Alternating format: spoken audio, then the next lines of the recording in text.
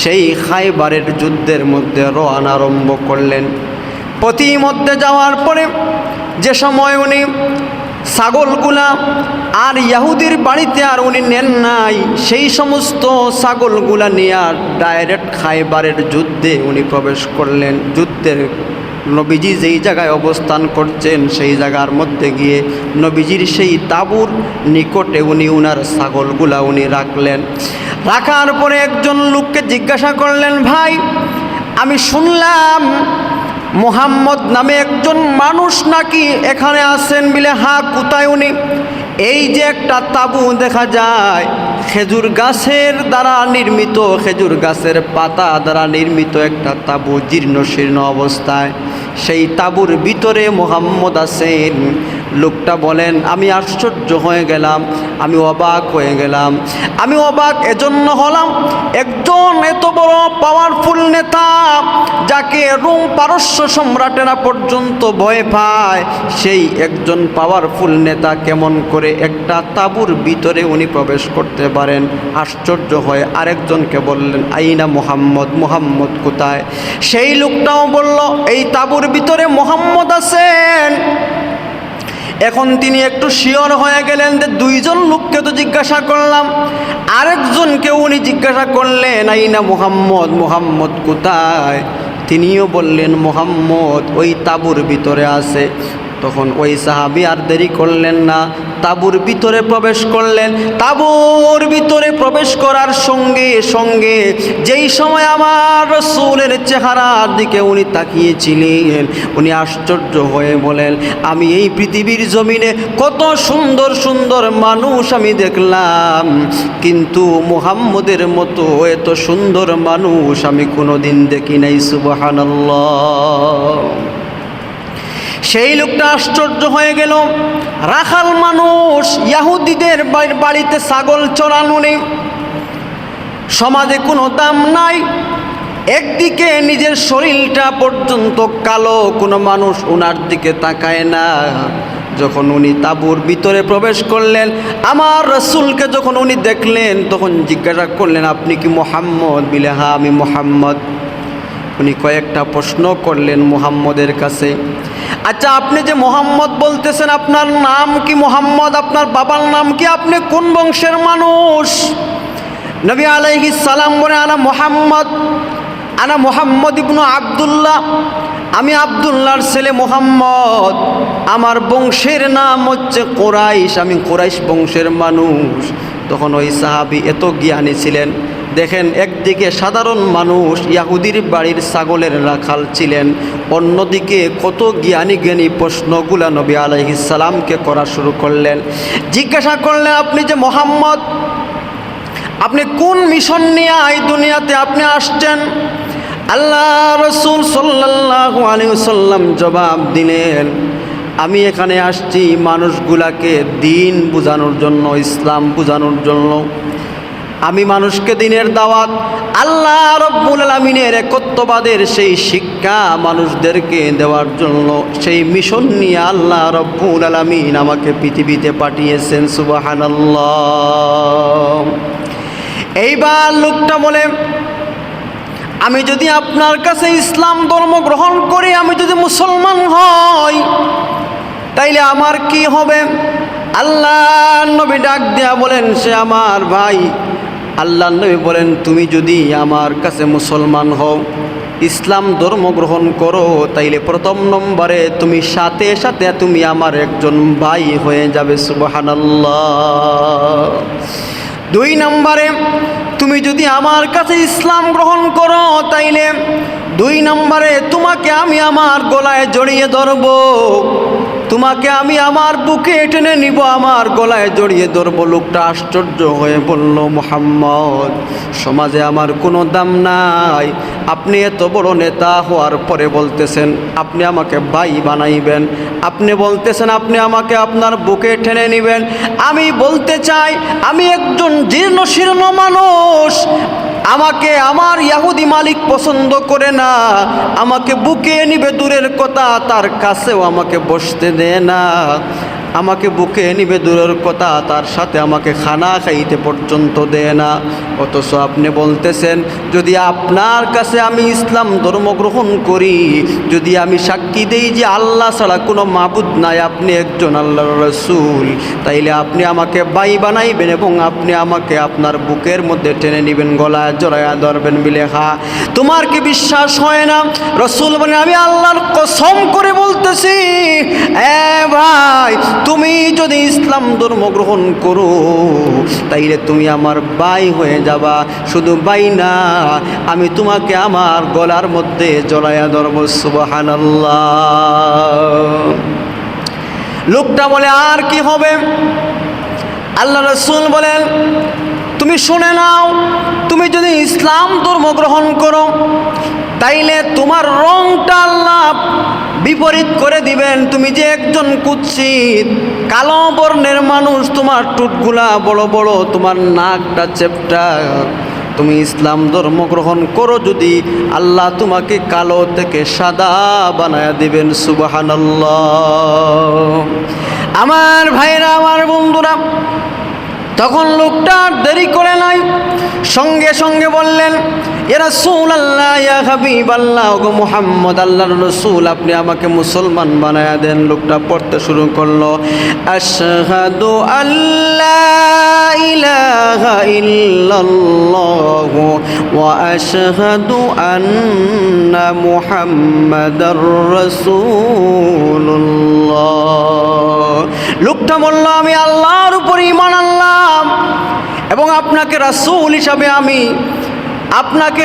হিসাবে আমি মানলাম, বিশ্বাস করলাম। এবার আল্লাহর রসুল তার প্রতি রাজি হয়ে গেলেন। লোকটা ডাক দিয়া বলে হুজুর, আমি কি এখন থেকে আপনার ভাই হয়ে গেলাম? মিলেহা তুমি আমার ভাই হয়েছ। শুধু তাই নয়, লোকটাকে আল্লাহর রসুল ওনার বুকের মধ্যে, ওনার গলার মধ্যে জড়িয়ে দিয়ে দিলেন। সুবহানাল্লাহ। আমার ভাইরা, আমি কোন কথাটা বলতে চাই? আমার বলার কথা হচ্ছে ইসলাম ধর্ম গ্রহণ করার পরে সর্বপ্রথম আমার কাজ কি, এই কথাটা বোঝানোর জন্য আমি এই সাহাবীর ঘটনাটা আপনাদের সামনে বর্ণনা করলাম। এবার সাহাবী ডাক দিয়া বলেন ইয়া রাসূলুল্লাহ, ইয়া হাবিবাল্লাহ, ওগো আল্লাহর নবী, আমি যে এখন ইসলাম ধর্ম গ্রহণ করলাম, এখন আমার কাজ কি, আমি কোন কাজ করব? নবী বলেন আমি তোমাকে সব আমলগুলা বুঝাইয়া দিব। এখন যেহেতু নামাজের সময় হয় নাই, এজন্য তোমার উপরে এখন নামাজ ফরজ নয়। এখনও যেহেতু রোজার মৌসুম নয়, তোমার উপরে রোজা ফরজ নয়। তুমি যেহেতু হজ করার মতো সামর্থ্য নাই এবং হজের মৌসুম এখন নাই, তোমার জন্য হজ ফরজ নাই। এখন যেহেতু তুমি গরিব, তোমার জন্য যাকাত ওয়াজিব নয়। তবে একটা আমল বর্তমানে চালু আছে, কি? সেটা হচ্ছে যুদ্ধ চলাকালীন সময় খায়বারের যুদ্ধে সেই সাহাবী জড়িয়ে পড়লেন কাফেরদের সঙ্গে, ইহুদিদের সঙ্গে যুদ্ধ করার জন্য উনি প্রস্তুতি নিলেন এবং যুদ্ধের মধ্যে যখন উনি জড়িত হয়ে গেলেন, যুদ্ধ যখন শেষ হয়ে গেল, তখন মুসলমানদের লাশসমূহ নিতে আসলেন এবং কাফিররা তাদের লাশগুলা তারা নিয়ে গেল। কিন্তু ওই লোকটাকে কোনো মানুষ নিতে চায় না, মুসলমানরাও তাকে নেয় না, কাফিররাও তাকে নেয় না। মুসলমানরা তাকে চিনতে পারতেছে না সে যে একজন মুসলমান।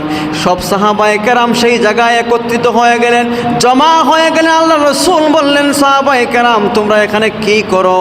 হুজুর, এমন একজন মানুষ আমাদের সামনে, যেই মানুষটাকে আমরা মুসলমান হিসাবে চিনি না, যেই মানুষটাকে মুসলমান হিসাবে আমরা চিনি না, কিন্তু তাকে তো কেউ নেয় নাই, কাফেররাও নেয় নাই, আমরাও নিতে পারতেছি না। আল্লাহ রসুল বলেন দেখি একটু সরো, আমি দেখি লোকটাকে। আল্লাহ রসুল যখন তার চেহারা মুবারকের দিকে তাকাইলেন, রসুলের দুইটা চক্ষু থেকে জর্জর করে পানি বের হয়ে গেল। রসুল বলেন উনি হচ্ছেন আমার একজন সাহাবী, উনি আমার কাছে একটু আগে কালিমা পড়ে মুসলমান হয়েছিলেন। সুবহানাল্লাহ।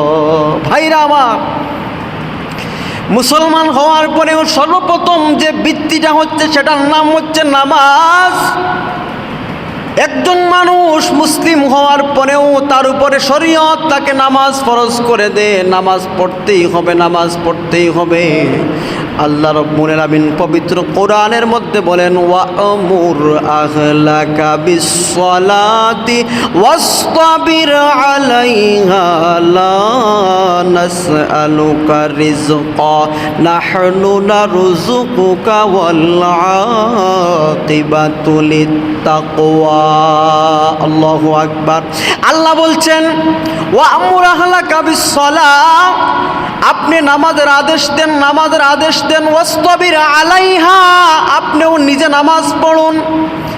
আল্লাহ রাব্বুল আলামিন স্বয়ং কোরআনে কারিমের মধ্যে নামাজ পড়ার জন্য, নামাজ কায়েম করার জন্য ঘোষণা দিচ্ছেন, লা নাসআলুকা রিজকা নাহনু নারযুকুকা ওয়াল আকিবাতু লিত-তাকওয়া। আমি তোমাদের কাছে রিজিক চাই না, রিজিক তো আমি আল্লাহ তোমাদেরকে দান করব। সুবহানাল্লাহ। আমার ভাইরা, আমার বন্ধুরা, আল্লাহ রাব্বুল আলামিনের দেওয়া সেই ফরজে আইন যেটা নামাজ, সেই নামাজটুকুন যদি আমরা সময় মতো আদায় করতে পারি, তাইলে রিজিকের ফয়সালা আল্লাহ করবেন, আমাদের জন্য হালালভাবে রিজিকের ব্যবস্থা করে দিবেন। তার মানে শুধু এটা নয় যে আমি শুধু নামাজ পড়বো, মসজিদে বসে থাকবো, না না, আপনি নামাজ পড়বেন, সাথে সাথে আপনি হালাল কর্মের ব্যবস্থা করবেন, আল্লাহ আপনার রিজিকের মধ্যে বরকত দিয়া দিবেন। বরকত কেমন করে তা হয় আমার ভাইরা, আপনারা জানেন, লক্ষ্য করে দেখুন নামাজের মাধ্যমে বরকত কেমন করে হয়।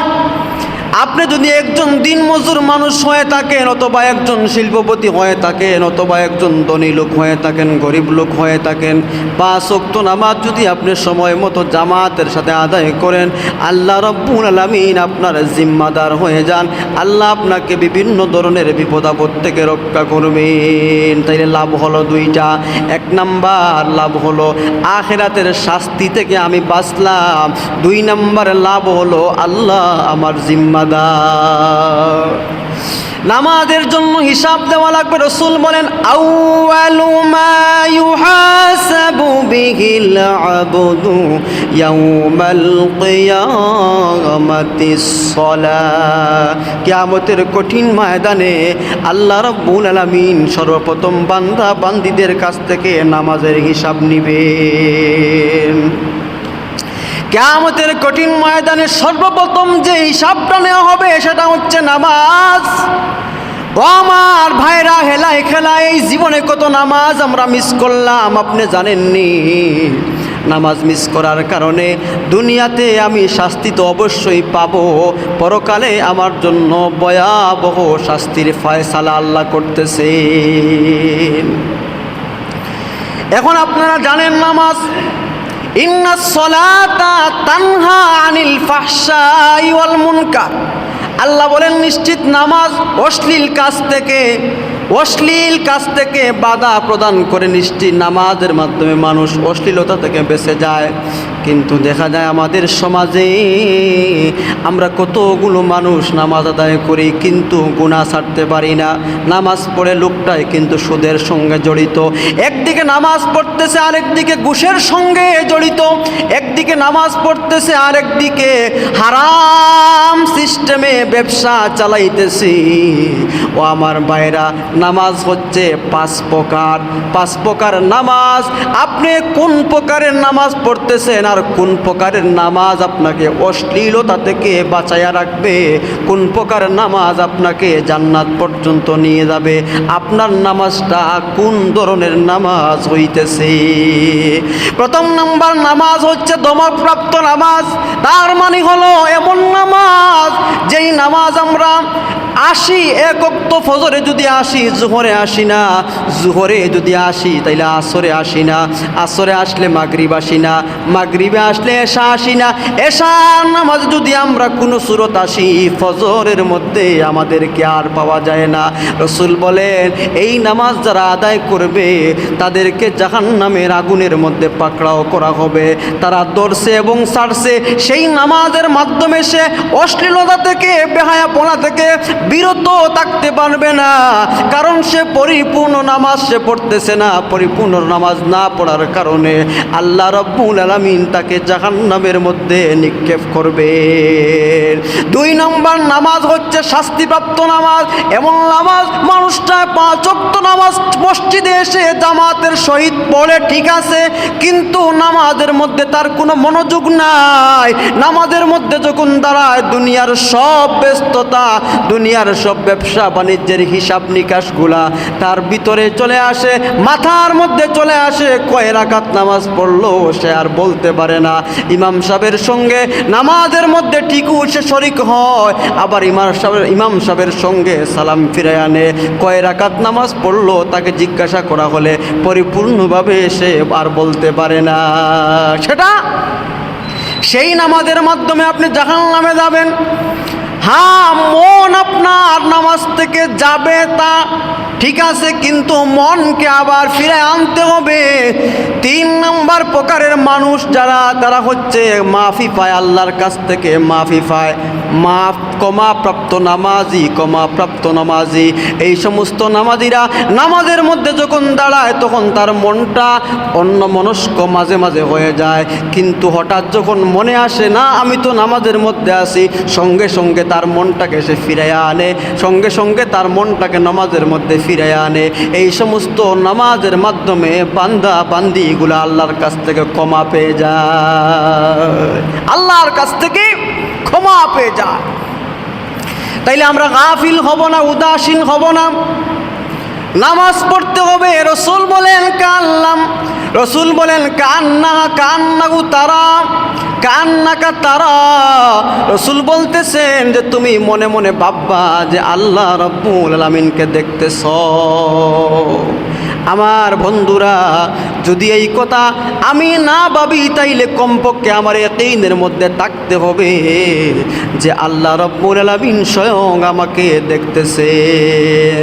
আর যদি আমি নামাজ ঠিকমতো আদায় করি না, অথবা আমি সেই 2 প্রকারের 1 প্রকার, হয়তো মাঝে মাঝে আসি, নইলে আমি ডাইরেক্টলি আসি না, নতুবা আমি প্রতি ওয়াক্ত নামাজের মধ্যে আসি কিন্তু আমার মন আর নামাজের মধ্যে থাকে না, তাইলে সেই নামাজ আমাকে জাহান্নামে নিয়ে যাবে। সেই নামাজের মাধ্যমে আমি কোনো ফল পাবো না। সেই নামাজের কারণে আমি সাইর নামক জাহান্নামের আগুনে জ্বলব। আমার ভাইরা, আমার বন্ধুরা, সেই নামাজগুলা ডাইরেক্ট আল্লাহর পক্ষ থেকে ফরজ হয়েছে। কেমন করে আমি পারি?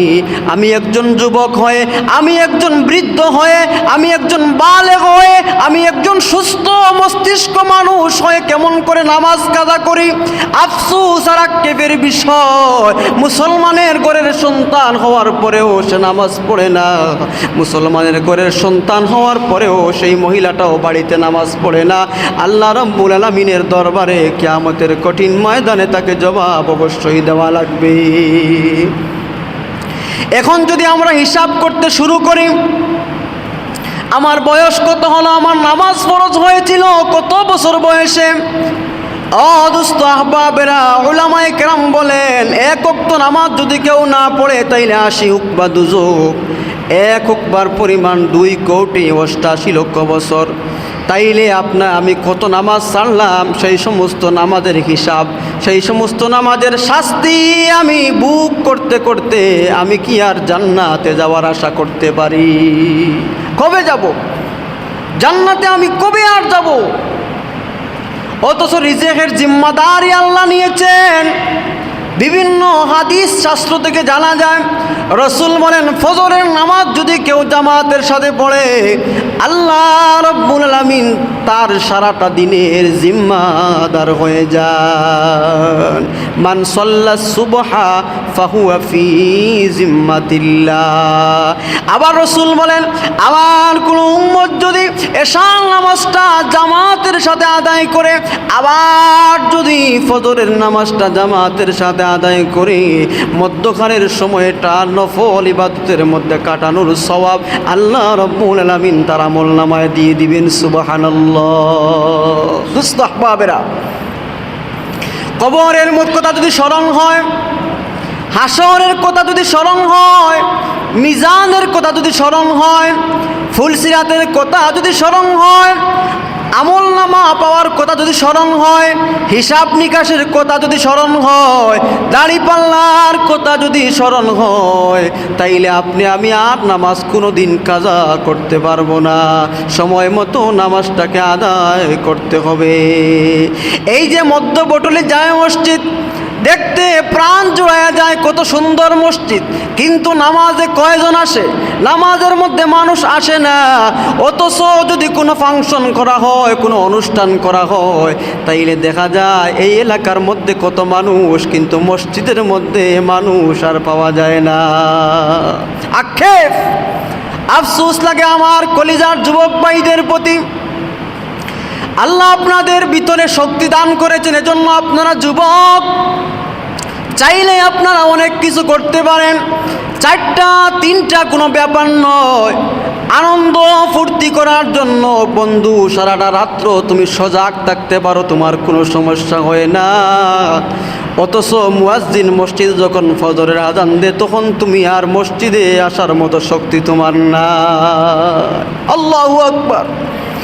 যেই সমস্ত মানুষেরা আজান শোনার পরেও মসজিদে আসে না, কিন্তু দেখা যায় ঠিকই সেই মানুষটা অন্য কোনো কাজে কর্মে ব্যস্ত থাকতে পারে। অন্য কোনো কাজে কর্মে ব্যস্ত বলতে রং তামাশা আড্ডার মধ্যে সে তার সময়কে নষ্ট করতে পারে। বাজারের মধ্যে, হাটের মধ্যে, বিভিন্ন অনুষ্ঠানের মধ্যে রাত 4টা 5টা 3টার সময় সজাগ থাকতে কোনো সমস্যা হয় না। আমার সেই বন্ধুগুলা আবার ফজরের নামাজে আসতে পারে না। ও যুবক ভাই, বৃদ্ধ বাবাজি হল, নামাজ হচ্ছে আল্লাহর পক্ষ থেকে একটা হুকুম, সেটা আপনাকে আদায় করতে হবে। আপনি যেই জায়গায় থাকেন না কেন, যেই জায়গায় থাকেন না কেন, নামাজ আপনাকে পড়তেই হবে। নামাজ যদি না পড়েন, দুনিয়াতেও অশান্তি, আখিরাতেও আপনি অশান্তিতে ভোগ করবেন। দুনিয়াতেও কোনো শান্তি আপনি পাবেন না, আখিরাতের মধ্যেও কোনো শান্তি পাবেন না। ফরজ নামাজের পরে আমরা যারা মসজিদে আসি, আমরা চেষ্টা করবো একটা তাসবিহ পড়ার জন্য। রাসূল বলেন, সালাম ফিরানোর পরে তুকাব্বিরু সালাসু ওয়া সালাসিন, 33 বার আল্লাহু আকবার, তুসাব্বিহু সালাসু ওয়া সালাসিন, 33 বার সুবহানাল্লাহ, তুহাম্মাদু সালাসু ওয়া সালাসিন, 33 বার আলহামদুলিল্লাহ। তাইলে সুবহানাল্লাহ 33 বার, আলহামদুলিল্লাহ 33 বার, আল্লাহু আকবার 33 বার, মোট হয় 99 বার। তারপরে একবার বান্দা বলবে, লা ইলাহা ইল্লাল্লাহু ওয়াহদাহু লা শারীকা লাহু, লাহুল মুলকু ওয়া লাহুল হামদু ওয়া হুয়া আলা কুল্লি শাইইন কাদির। এই ছোট্ট একটা আমল যদি আমরা করতে পারি, তাইলে রাসূল বলেন, আমার সমুদ্রের ফেনার পরিমাণ যদি আমার গুনাহ হয়, আল্লাহ রাব্বুল আলামিন আমার গুনাহকে মাফ করে দিবেন। দোস্ত আহবাবেরা, ভাই বোনের হক না দিলে